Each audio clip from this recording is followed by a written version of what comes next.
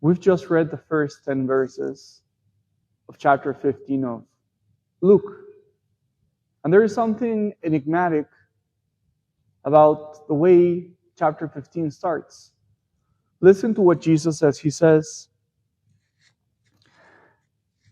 the gospel says, Jesus addressed this parable to them. This parable as if it was one.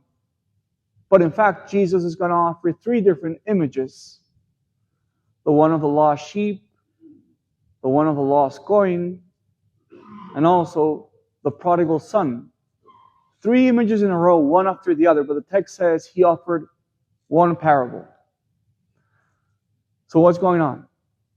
Is it wrong? Should it say these parables, as in plural? And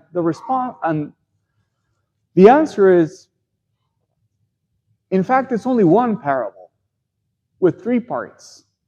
And it's important to see the three parables as a whole, because then you find a beautiful pattern. Look at the pattern. The first parable is, or the first image is, a sheep that gets lost in the field. The sheep strays away from the rest, goes out into the wilderness. The second image is, within the house, a coin gets lost. So the first one is, someone goes away of home and gets lost away of the home. But in the second one, someone gets lost inside of the house. Now look how perfectly this fits the parable of the prodigal son. The younger son, where does he get lost? He goes away.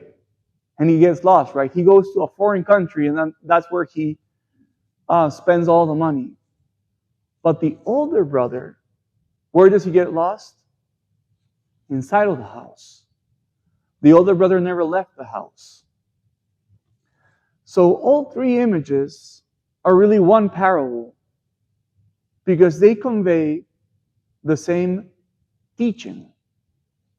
Not only do you get lost when you go away from the house, sometimes those who are within the house also get lost.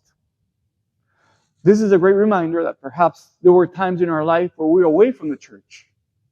And we were lost because we were away from the church, away from the sacraments, away from prayer, away from the rosary. But this parable also warns us that those of us who come to daily Mass, those of us who pray the rosary, those of us who pray every day, we can also get lost within the house. There's also a chance to get lost within the house.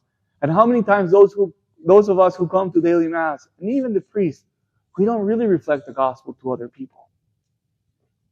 So let me finish with this. How is it that we can get lost within the house? Well, our pridefulness, our idea that we're just, our idea that we're holy and that we're doing great. That's at least one way in which we can be lost. So what is my encouragement for you today and for myself? If the gospel reminds us that we can also get lost within the house, let us always be humble. Let us always remember that we're never safe, in a sense. That there's always a chance that we go wrong.